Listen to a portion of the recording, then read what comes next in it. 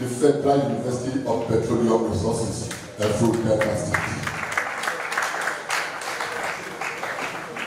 This university, I said, is unique because it is the only petroleum industry university in Nigeria. It is also the only petroleum university in Africa.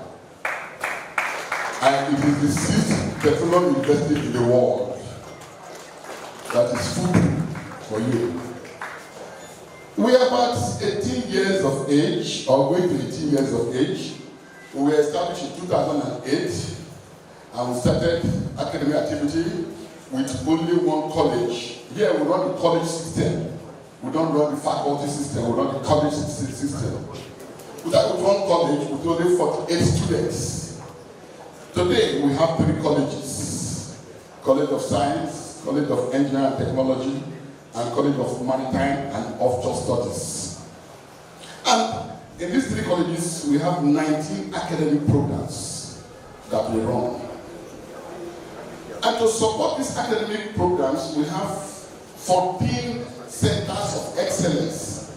They are called centers of academic excellence. And one of such vibrant centers is the Center for Sustainable Development.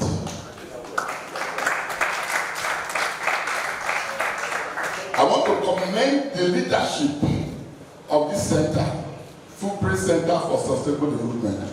They have been very, very active in promoting the objective of their establishment.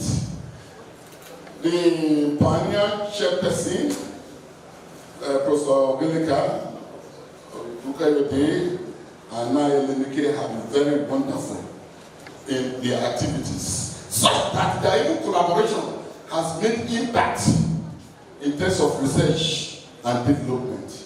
They just came back recently from Tech Fair, organized across the nation, where they went to display their own made products. The paint, the textile paint, which gave this university an award. Please help me join us to congratulate them.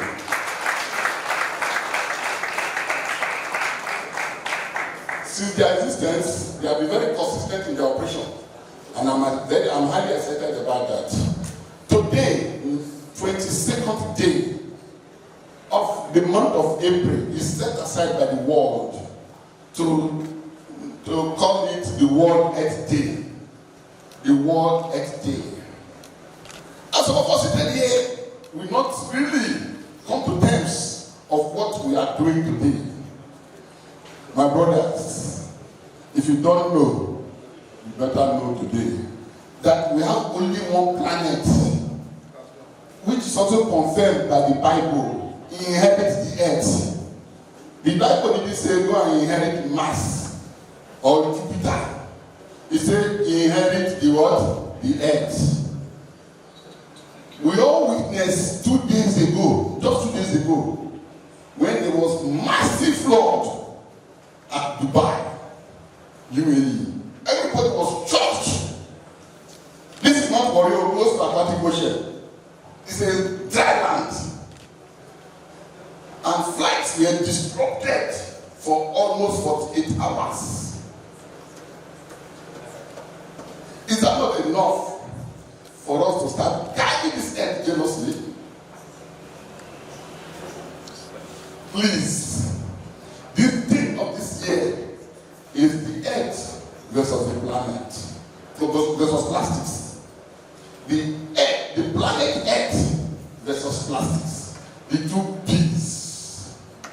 As I was coming to the office this morning, it's with a great pleasure and a deep sense of purpose that I warmly welcome you all to the 3rd Roundtable on Sustainable Development, convened by the University of Petroleum Resources Center for Sustainable Development. Today, as we gather here, we must reflect on the fact that we are confronted with one of the most pressing challenges of our time: climate change and energy transition. Unarguably, from dusk to down to dusk, our everyday activity leaves footprints, either positively or negatively, on the climate. These conscious and unconscious actions of ours take a toll on our milieu and the ecosystem. It therefore implies that for there to be an appreciable ecological balance, we have to successfully drive and realize this dream of reaching out for a positive attitude towards the ecosystem. It affords all stakeholders an opportunity to cross-fertilize ideas and chart the way forward in overcoming challenges facing the ecosystem. The theme of this roundtable discussion, climate change and energy transition, pay or gain, serves as a watershed to dive deep into the complexity of climate change and its painful aftermath in our present-day world. It will also explore pathway towards a sustainable future, where while these events acknowledge the critical junction at which we stand, especially considering the challenges posed by climate change and the imperative for a transition to sustainable energy sources, it equally calls for an undivided attention and concerted action in addressing the global issues of climate change. As chairman of this occasion and recipient of the Global Climate Change Advocacy Award, I am heartened by the collective commitments demonstrated so far by the Center and stakeholders to this dialogue. Your presence here today demonstrates the significance of our shared endeavor and the urgency with which we must address unfolding climate change challenges. Throughout our deliberations today, I encourage us to engage the issue at hand pragmatically and propose innovative solutions. No doubt, harnessing the power of collaboration and collective actions to pave the way for the future where sustainability is not merely a goal, but a way of life. It's the way to go now in nipping the challenges of climate change on the board. In this regard, I must emphasize the importance of collaborating and supporting the humane efforts of the Delta State Governor, His Excellency, Right Honorable Cherry Fogorowori, towards climate change mitigation. His sincere commitment to addressing the pressing issue of climate change and fostering sustainable development sets a commendable example for all stakeholders.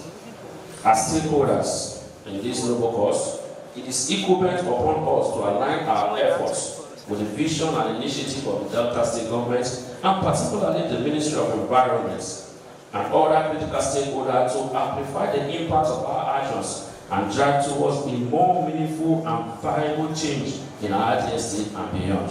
We must appreciate, support, and contribute our minds to the promotional efforts of the government in this direction. I extend my sincere gratitude to the organizers and the university management for their dedication towards hosting this important dialogue. Thank you. Great occasion and to address this critical issue, climate change and energy transition, pain or gain, which is apt as we stand at a pivotal moment in history where action geared towards identifying and implementing global solutions for limiting global temperature increase to 1.50 C, which ultimately determine the fate of our planet. Our planet is facing unprecedented challenge from climate change as a result of human activities, which has treated our planet as an infinite resource, extracting and emitting without consideration for the consequences. But now, we are starting to feel the pain of our actions.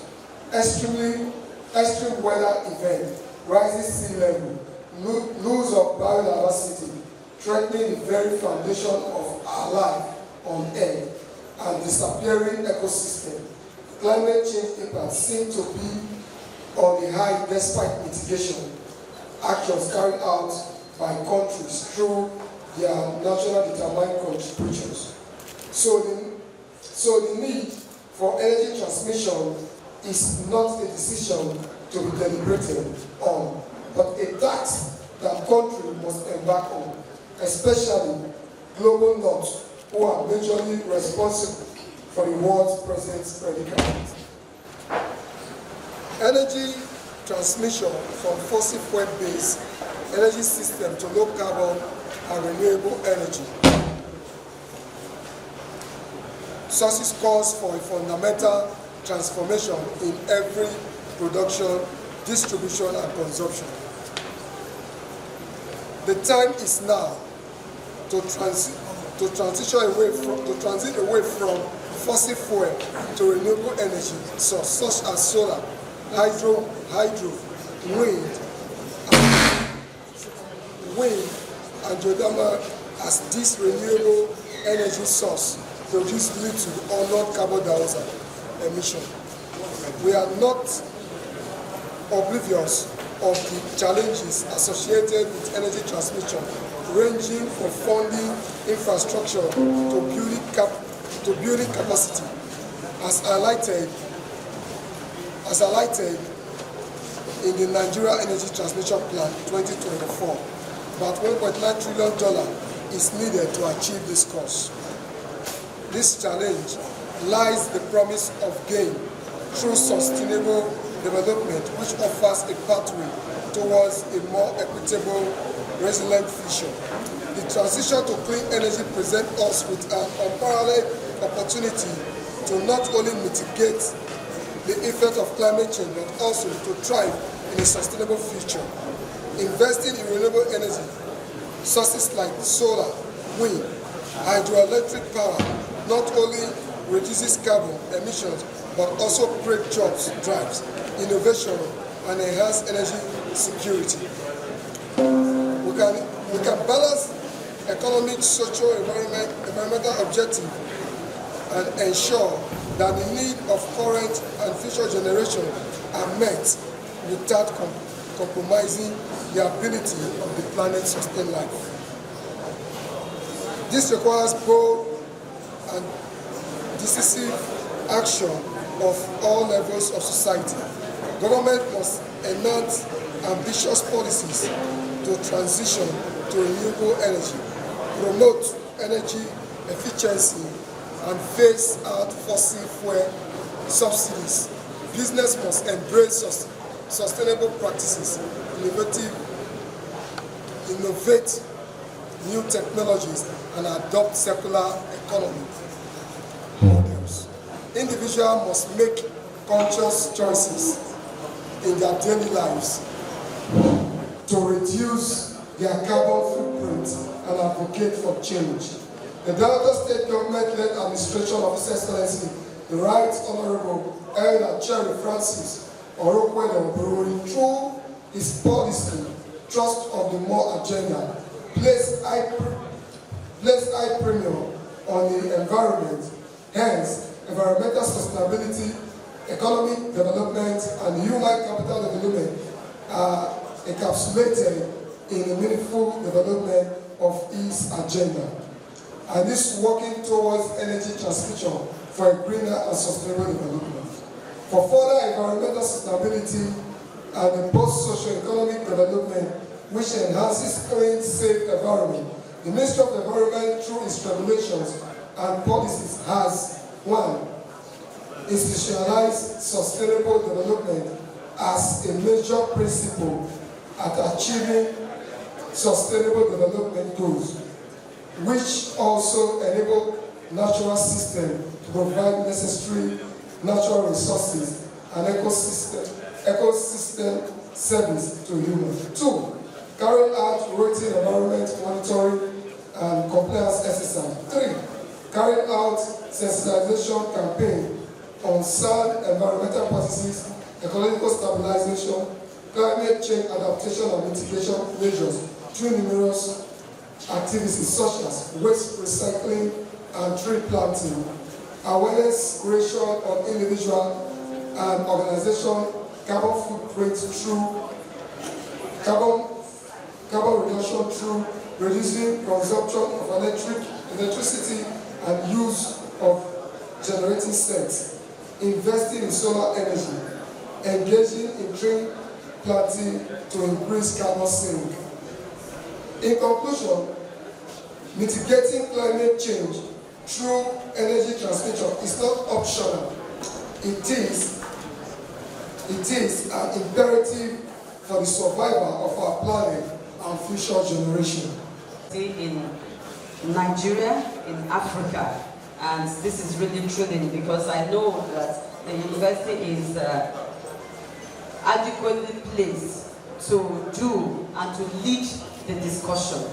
As a scientist with about over 25 years in managerial position, working with several scientists and environmentalists and conservationists who work directly to manage environment for human capital development, I firmly say that the issue of discourse at this meeting today, the theme of this roundtable, could not have been better conceived. Especially, this is what is going on all over the world now that is being discussed. As the world is, Nigeria is confounded with issues of climate change, which has brought untold hardship to the environment, the economy, development, and most importantly, the people. I have not seen anyone who is left out when we talk of environmental degradation and climate change. And to address this, there have been several individual group and global efforts to address the issue of climate change. One of the purposes of the university, as I know, is to find sustainable solutions to the same issue of climate change amidst our exploitation of fossil fuel, which has been a backbone to our national development. One of the recent discussions to address climate change impact is energy transition. But we are asking ourselves, especially peculiarly to Delta State, the oil-producing states in Nigeria, is it a pain or a gain? And it is important. This occasion is a great opportunity to explore, therefore, workable solutions and find a way forward to address the challenges and harness the opportunities. The university is the citadel of knowledge and should therefore lead the discussion on this important issue. I do not claim to prefer scholarly solutions because I am not within the formal education and scientific discourse currently. So this lecture will leave out all the scientific information and research and data. The implementation of the Paris Agreement operates on a 5-year cycle of increasingly ambitious climate actions. Countries are expected to submit their nationally determined contribution, which Nigeria is part of it. Then the nationally determined contribution, which we popularly call NDCs, the country prepares it and submits it and reviews it over time. These plans and efforts are crucial for achieving the Paris Agreement. We also have the long-term strategies that countries are supposed to engage in, but this one is actually not mandatory. Then we will also have part of the climate agreement. The Paris Agreement is the support mechanism, the training, the financial, the technical support. And your umbrella is not able to cover you properly. That is what the Mother Earth is crying. For our theme for this year, Planet Against Plastic. Do well. I repeat, do well to keep our Mother Earth clean from plastic. We are fighting the single-use plastic. Look at this diagram. You can see the Mother Earth crying, holding an umbrella, yet plastic is still raining on it. Can you turn the other part of the diagram? I took my time to draw this diagram. This is the Mother Earth in the plastic container. According to research, by 2050, if we do not, I repeat, if we do not reuse, recycle, and recover plastic, this is what will happen to us. We'll have more plastic in sea than fishes, and that will not be good for us. Just imagine going fishing, and then you bring out plastic instead of fish. I plead, I beg, that we all take this fight to heart, that we all stand in one accord, starting from our home. If you do it, your children will do it, the people around you will do it. Kindly keep the earth clean from plastic. Thank you. In the SDGs, UNDP contributed to the printing of that document. So I need to say thank you once again. You've only shown that you are sustainable in your connection in doing these things. Well, I think one major area I'm very worried. The young girls came here, they spoke about the menace of plastics. The other thing I'm a bit worried about is the unabated deforestation that some of the Chinese companies are carrying out with active connivance of local entrepreneurs. Government must address this. Our traditional rulership must address it. Civil society must address it. You go to Ondo State, you go to Edo State, I read recently in Cross River State, they are doing massive deforestation without concomitant tree planting. That is not acceptable. That is not acceptable. We're going to talk about mental health, the impact of climate change as it affects mental health, because it's my area of jurisdiction. When you talk about mental health, it affects, it leads to distress. Climate change affects mental health, thereby leading to distress. Once you are distressed, then you go into crime. Once you go into crime, then we have more challenges, not just in our society, but the world at large. So be that as it may, what we should be thinking of, the issue of mental health leads to disorderliness. You go into different kind of drugs. It leads to most people, at least talking about the heat and what have you. Why you try to battle with what you're experiencing as per it? Me and you today, we're actually experiencing that. But because we can manage ourselves, and others out there, especially the youths, they cannot manage themselves when it comes to the issue of climate change. What they do, what do I do to get away from this heat? I saw one on social media the other time. What did he do? Carry about 6 buckets of water, fan, and what have you. That wasn't enough. He said, no, let me go to the joint and get something to cool my head. Before you know what is happening, such person will go haywire and do the unexpected. So the effect of mental health on climate change is more on mental health distress. Thank you. As a healthcare practitioner and professional, and as a first UNFUPRE designated contact person, I have been an advocate of the campaign between the linkage on health and climate change. It is from that standpoint that I shall approach my presentation on the topic climate change and energy transition, pain or gain. To me, it will become pain in Nigeria if the government and everyone involved in this campaign fail in our individual responsibilities to do what is expected of us. The problem we have as a nation is not the lack of knowledge or the technical know-how on solutions to the climate change crisis, but the politicization of every activity and the greed inherent in us to see every global opportunity as an opportunity to grab and eat.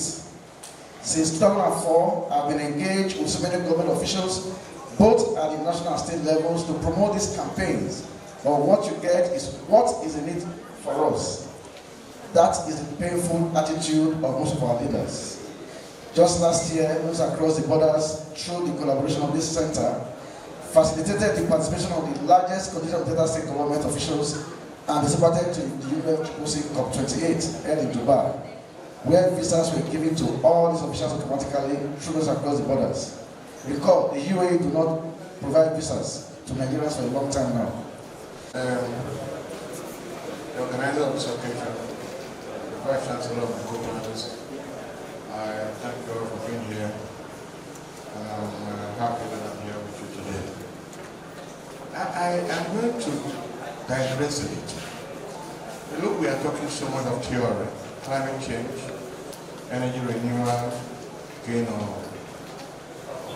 whatever it is. But what is the effect of this energy? What is the effect of this climate change? It's on humans. We are not suffering the consequences. Carbon emission. Who is it affecting? We. As far as the theory aspect is concerned, I encourage the government to do so much now. But I'm personally more concerned about the effect on our people already. And I would like to digress a little into that. When I was a young man in the village, we planted cassava without fertilizer. And when you uproot it, huge cassava as big as your tire. Now you plant cassava, you don't put fertilizer, you cannot even get it. A small tube at that, you can't go anywhere. That's the fact. When I was young, we would go to the farm and borrow ponds and bring out a lot of fish. Now there's no even pond to build. Climate change, oil pollution, all sorts of things have destroyed our system completely. Yesterday I was standing by the window with my wife and we looked through back. When I built my country home some years back, 2008, monkeys were jumping very close to my window. And I could observe them. But I tell you, I have also contributed. I deforested the whole thing around me. And then today I can't see monkeys anymore. But I've decided to do something. I'm planting palm trees, hoping that in the next 5, 6, 7 years, yes. So I'm planting palm trees all around my country. But as a scientist, as health insurance, I know the effect. People are really suffering from the effect of climate change. More illness everywhere. So I was proud when the Delta State government, about 8 years ago, set up the Health Insurance Commission, social health insurance, to cater for the poor man in the villages that are suffering more from climate change. And they've done so well. Today, the commission has registered for about 2 million, about 30% of Delta are entitled to this care, receiving free care. And the vulnerable group, pregnant women, children under 5, old age, and so on, are benefiting immensely from this program. I think we should do a pari passu action. Action to stop, mitigate, action to stop actions of climate change, at the same time look at the goal 3 of the SDG 3 that have to do with health of people. And that is what Delta State is doing. The former governor set up the commission. The present governor, FUPRE, is doing very well. And today the commission is ensuring that the effect of climate change on our people is mitigated and reduced. Thank you very much. I want to align with Dr. Horita, who talked about the practicalities of climate change, how it is affecting our people. The majority of the reasons why we experience climate change today is caused by people, by human activity. If you look around you, for instance, in my local government, we are faced with desilting waters, waterways every now and again. Because like the young people presented, plastics, we use plastics indiscriminately and then dump them in our waterways. The water cannot flow. Like we say, water will always find its level. We know this, so water will find its level. So if the water cannot flow, it will find its way into our homes, into our farms, and things like that. In Agenebode or in Isako East, we always experience flooding. In 2012, I think the flooding in Nigeria affected 23 states, including Edo State. And I was a member of the flood committee that the governor at that time, Comrade Oshamode, set up. We were faced with the task of accessing areas, communities that were displaced by flood. And I remember in one of those trips on the flying boat, from Agenebode to a place called Adogu Camp, where people have been displaced to. Snakes, pests, and all sorts of things were crawling into people's homes. You can imagine a lot of people died from that particular incident. So to me, I remember one incident on our way back from Adogu Camp on the River Niger, on the flying boat. A water snake sprang up from the water. We didn't know whether to dive into the water or to remain on the flying boat, because we had to take food and medicines to our people. So for me, the reality is that we're feeling the pains of climate change. And you see, climate change does not come it comes unannounced. And when it comes like that, it brings all sorts of problems. It does not create insurgents, for instance, but it creates an enabling environment for insurgents to thrive. So with climate change, there are many, many things that come with climate change that affect our people. So for me, the reality is that we are already feeling the pains. And FUPRE is well positioned, you know, to help us, since it's the only Federal University of Petroleum right now in the country. I think I want to really appreciate the work that you're doing. Incidentally, your DVC, academic stories, Professor now is my very good friend. So as a fallout for me, you know, going forward from here, the first thing we want to do in ESAPO is that we would like to set up a sustainable development center in our council. And I want to believe that the United Nations representative here, Professor Viroke, I hope you will be there, and FUPRE, you'll be here to help us, you know, take baby steps. Thank you very much. For sustainable development. So I was told I was going to give a presentation, but I'm just going to run through the benefits of the problems that we're facing and the benefits of, you know, using this tool for us. So the key challenges for me is number one, access to infrastructure. This climate change thing we are talking about, we know is destroying a lot of things. They talk about health and all that. I don't want to go into that. You know, then there is a big divide. You know, a lot of people don't know what to do with digital technologies. Countries that have really used this very well, like the Dubai of this world, Singapore, where you can see what they are doing with even climate. I saw a video, I don't know how many of you saw that online, where they make their own rains. Who saw that? Dubai, they make their own rains.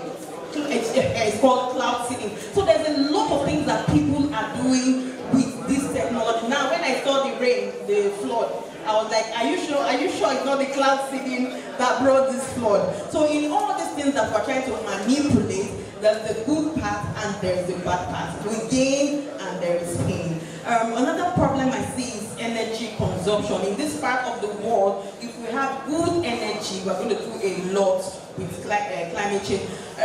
So I've been in the US and I actually came because of this program. And one of the things I see the US government do is integrating solar power. For those of you that know about that, actually worked with a company called Solar Momentum. So what they do there is, like your normal NEPA, you have the liberty to go solar on government's bill.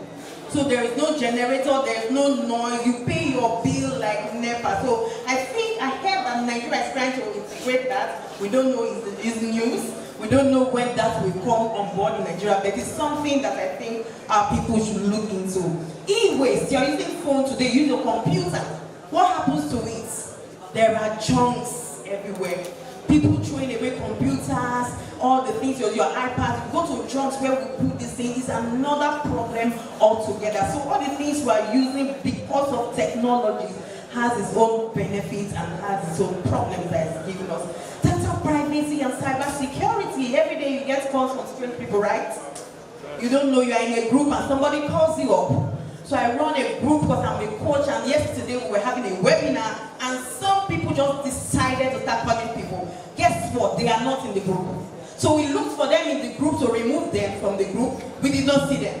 So there is a way they get into groups, get everybody's number, and they start invading the groups. These are new ways that, you know, people get into your privacy, get into your bank accounts, get money. We all know the story. Sustainable development has been something that I think has been part of me. I really possibly would not have known it until I was made the first director of the center. And back then, when I started with SDG 5, it was as if I was having a problem or a challenge with only the girls. Because I wanted to catch them young and see that, yes, they have a sustainable life. We did the World Menstrual Hygiene Day, and I invited the men. Only one man was in that conference. And he said he had a sister, he has a mother, and he has children. So he will go spread the news. And it is something that we need to think of. Talking about climate change and sustainable energy transition, the pain or the gain, I'm sure we are all feeling the pain, is it not? The heat is so intense. I don't think we have experienced it like this even last year. I don't think we experienced the heat we're experiencing now. True or false? And another thing that is even making it worse is that the energy sector is not providing you the electricity you need as at when you need it. And now the tariffs are getting so high, you are not even sure of what the next bill will be, and you are not even getting value for your money. So it is something we need to think of. So back here in FUPRE, we are actually doing a lot of things that are sustainable. We've gone a long way to teach, innovate, train, and research. And we have enough data to those effects. And one of the things we did recently was to use waste plastic and waste bamboo sticks to make to make paints. And we had an award. We became the first fellows of TED-FAIR. TED-FAIR is Tertiary Education Trust Fund. And they did a fair. And it was a 1-year program which your innovation will stand out, and then you'll be made a fellow. And we came out in that program, and it was such an amazing thing. The paint stands the test of time. It is renewable, it is long-lasting, it wouldn't stain. It was made from functionalized bamboo sticks. And it is one way that we don't think of, but that was circular economy displaying itself. So we do more practical things here, not just by way of mouth, but ensuring that sustainable development is actually practiced in FUPRE. Last year, or let me say like 2 months ago, which was, okay, last month in April, we had another award with the IFAIR, which is Innovation for Israel Fair. The Israeli government, in collaboration with Nigerian government, had an award that was presented, and we won a placement for it. We went through the training, and we actually came out with an innovation for water purification in rural and urban centers. It will suffice you to know that 3.5 million people die yearly of drinking contaminated water. I'm sure you wouldn't have thought of it. All of us are drinking water now. Is it because you trust Aquafina that you're drinking from the bottle? Or you just feel thirsty and you just need to drink any water? Over 9,000 people are dying daily. As we're talking now, maybe one person would have died from drinking contaminated water. And we had to go out all the way to do that innovation to see that, yes, water is purified, clean, and safe for you to drink. And going forward, we also had a plastic unit where we made some, in fact, the gains, I would say, will be wealth that you make from waste. Ambassador we trained last year, and some of them are making money out of plastic waste. But at the center, we actually came up with plastic bricks and interlocking tiles that we made from plastic, and it is making waves. We're going to get the patent very soon, and we possibly will go into production and making sure that your interlocking bricks and your dog houses, your walls are made from this innovation that we have generated.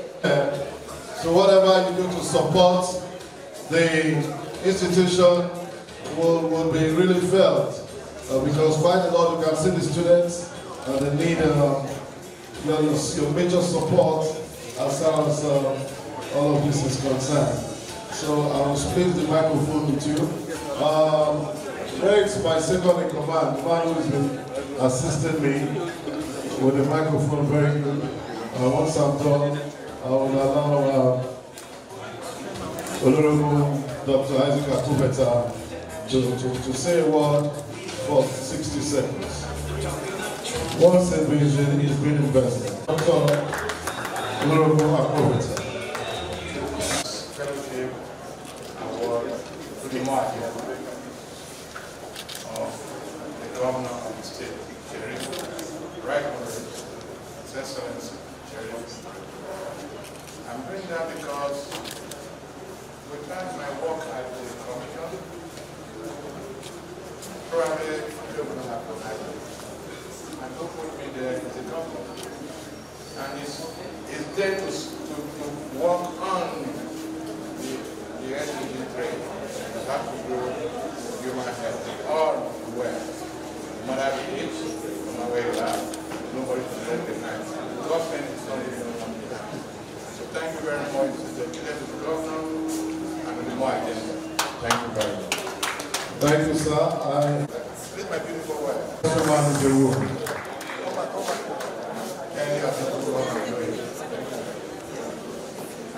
In terms of supporting the organization, I want to be silent about that.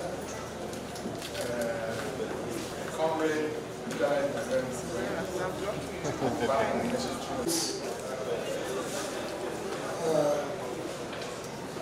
the Vice Chancellor of this noble institution and the organizers of this program. First of all, permit me to appreciate Dickie Okezi Oduga. Let me appreciate him for all he has been doing when it comes to climate change.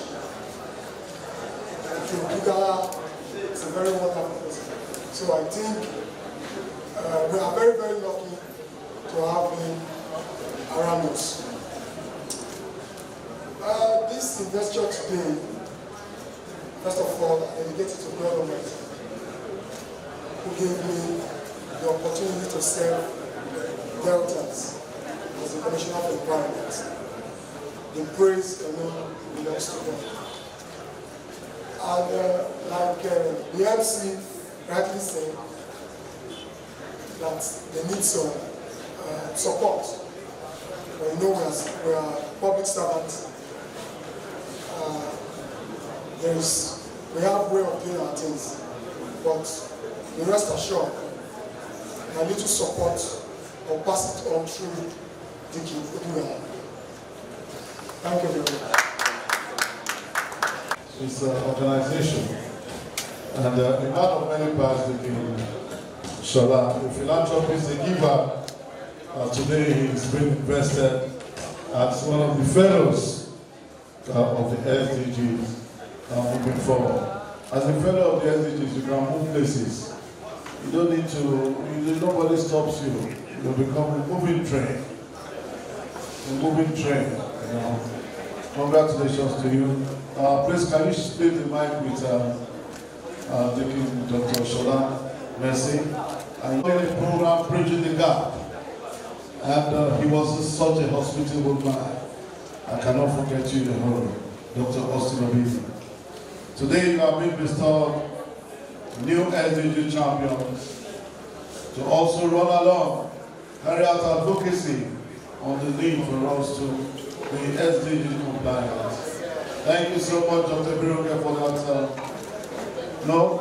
DBC for that presentation. As I invite the man with the mic to also I know what is going to be with a vision. Ladies and gentlemen, give me that single honor because she's your friend. So that we don't take too much for granted. Please, I've been told that the fellows and awardees would also be planting a tree to speak. This is not politics. But basically we hear this.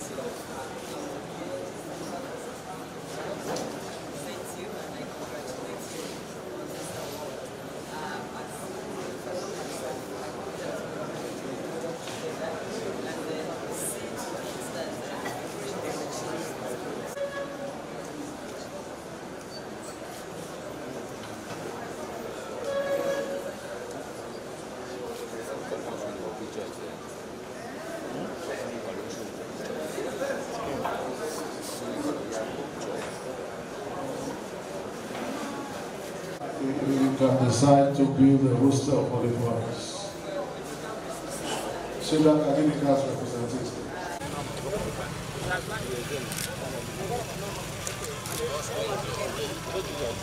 Sir, please look up. In line with SDG, the plan is in the name of the Father and of the Son. In the name of the Son, the Father and the Holy Ghost. History should grow to protect the environment forevermore. In Jesus' name. Drop it down.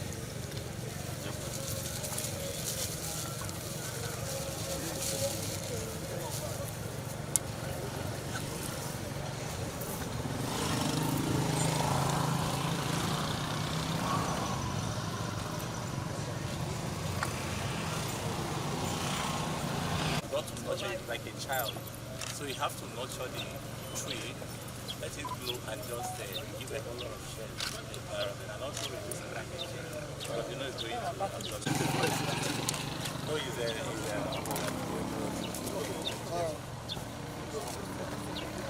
This tree blossom. Oh, that's nice. So plant this tree today. They pay me for this one. The tree will blossom. As the tree is flourishing, so if you can start an institution, nobody can say it flourish. That's my customer.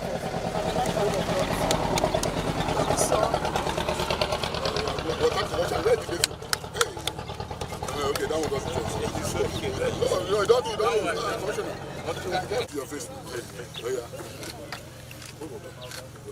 This must change. It must bring fresh air.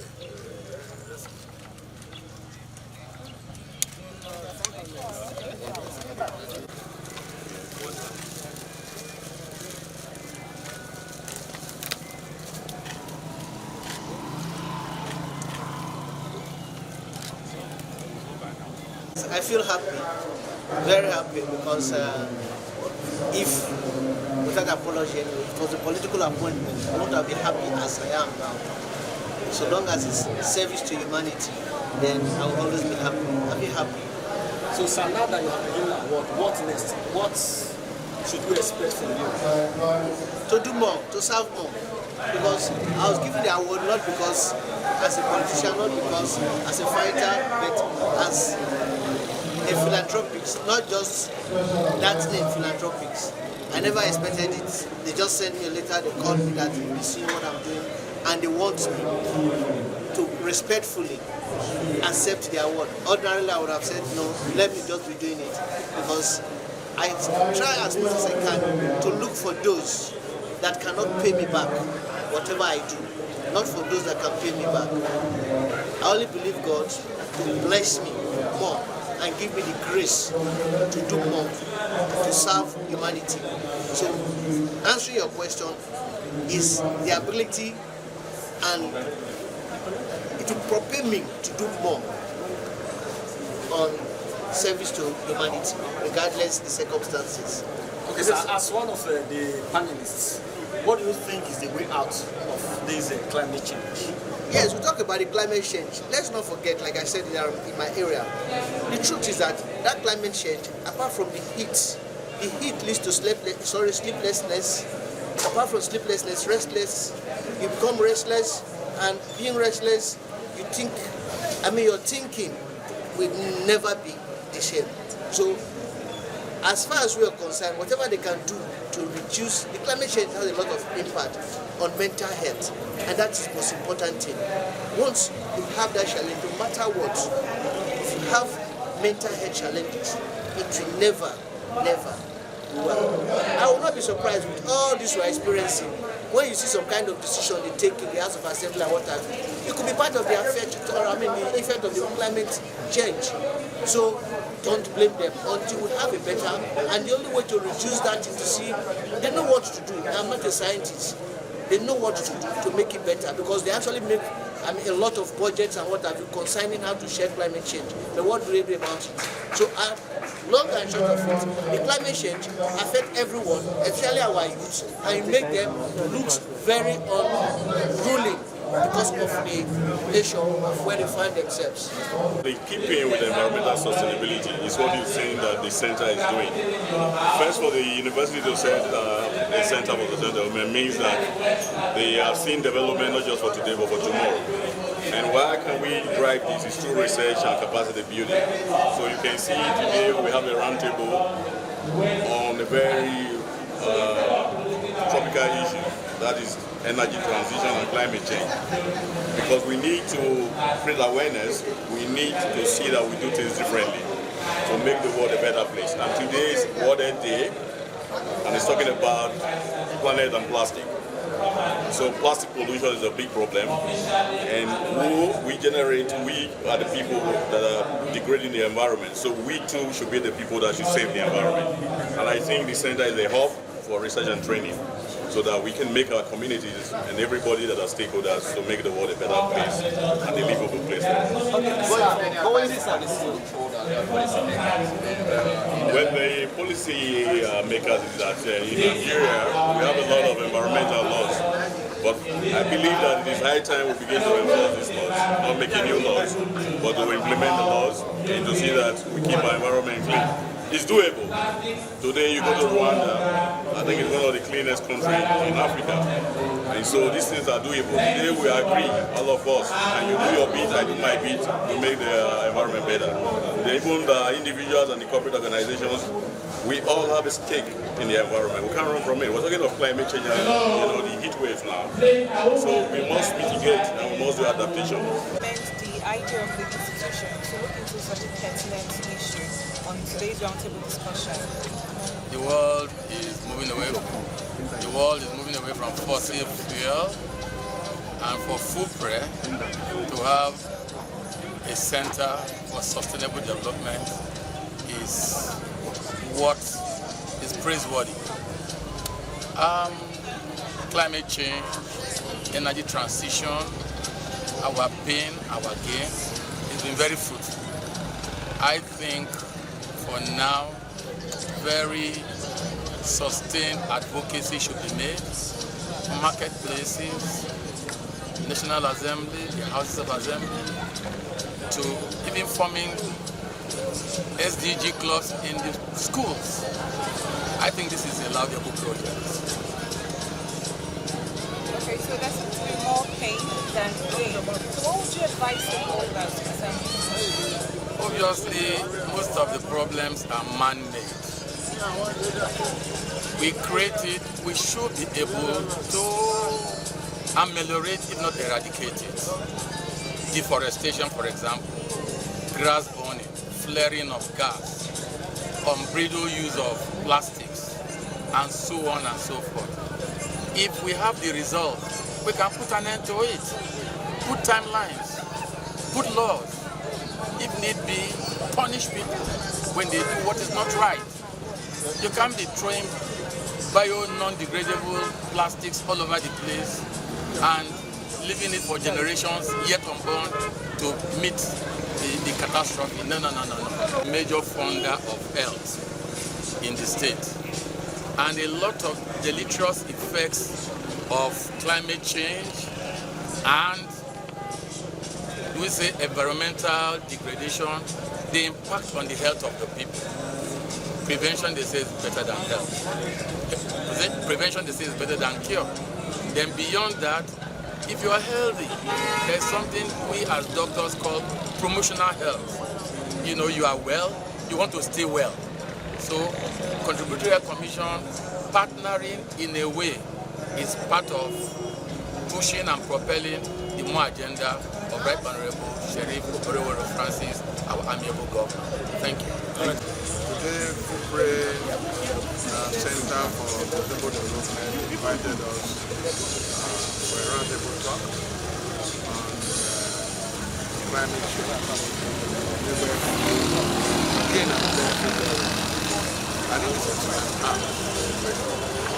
thank them for thinking about that, because all of us are aware about the danger of climate change everywhere. Recently, the last 2 days, we hit system has been terrible. I know we are from the heat zone, but sometimes you wonder whether it is we are already going to the emergency. Storm, unfortunately, houses being uprooted, flooding that haven't happened before happening. Fruits and trees and plants are not growing anymore. But my main concern is SDG trade. Remember that SDG there are 7 One is SDG trade about that all people have good health, live good health, and no one will be left behind. And the state government of Right Honorable Jeremy is very passionate about that, very determined to ensure that that goal that will lead to universal health coverage seriously looked into. And so Delta State have already created an insurance company called Delta State Community Health Commission that does work on social health insurance scheme. Social health insurance is a special insurance for the vulnerable people, mainly for the vulnerable people. In Delta, we define them as children under 5, define them as pregnant women. Once a woman is pregnant, is endangered, define them as people who are old and can no longer care for themselves, people who have mental or physical challenges. The government have mandated my commission to ensure that this goal of SDG for number 3 is met. And we have worked hard on that, and I can confirm to you today that we are the first state that crossed 2 million live registration. And the second state is about 900, 2 million lives. The counter is well over 7 million. People have gone to hospital, receive treatment and care. So, on SDG, sustainable development of the society, Delta is very much aware, apart from other activities, environmental protection and so on health. The SDG 3 is very paramount. It's about you and me and how to curtail the effect of environmental damage on us, and Delta State is forefront. We are doing that. We have done so many initiatives to ensure that we have the indigent enrolling adoption initiative where we appeal to people like you have some more money to buy insurance for your neighbor who cannot afford it himself or herself, and just 7,000 naira per year. And I can assure you a lot of people have buying insurance for their people, and I'm happy about it. We have the artisan, the common man, even you, the artisan, doing photography to keep yourself together. We are encouraging you to buy insurance. If you don't have money to buy it immediately, we can give you a soft loan to buy this insurance, and so that you can look after yourself, you'll be strong enough and healthy enough to come and do your job. If you are not healthy, you won't be here today. And so we have the artisan and the inducement. We also have the teaching, where we encourage all students in universities to register into the scheme. And so far, Delta has responded very well. The University of Delta has responded very well. We have registered well over 12,000 students into the scheme from 2 universities only. Before the end of next session, I'm sure we'll have over 50 students. Why is that unique? The students while in school receive good care. We ensure that when you are on holidays, even in Delta, you receive care anywhere you are. And if you are on holidays in Lagos, once you have our card, we have made arrangements for you to receive care from insurance agencies of that state and will be sent to Delta State. The governor is very particular about that. Once you are a student of Delta State already, whether you are inside Delta or outside Delta, once you have that card, you will not suffer from undue damage, undue ill health that you cannot pay for. And we have so many other plans. So Delta State is seriously working on the SDGs, and then my duty, my function is to ensure that number 3, that we give universal coverage of Delta is well articulated, well pursued, and ensure Deltans receive health insurance and receive care. Thank you very much. The Delta State Ministry of Environment is open to collaboration. For instance, this program we are holding here today, we as ministry will collaborate with them to make sure, because we can't do it alone. If everyone can own a tree, the issue of climate change will be a thing of the past, because we are the cause. Humans are the cause of this climate change. So we remediate it by planting of trees. I think the first thing is for us to understand what the governor is doing, which is ensuring meaningful development. Now, what should be the focus? The focus is ensuring equal participation. SDG 17, which is partnership for the goal, is what we are pushing now, that every stakeholder should bring their hands on deck. So in this place, we had government, we have academians, we had CSOs, we had private sector. That is the way forward to actually curbing and solving the issue of climate change. Collaboration, the media should put their voice and their foot on ensuring that people know about sustainable development goal and calling government, private sector, everybody to the books. Ask communities, what are you doing? Ask the private sector, what are you doing? Call the government to the books, and that's why we're here. We're here to say government is interested and will continue to do our part. So remind us and work with us.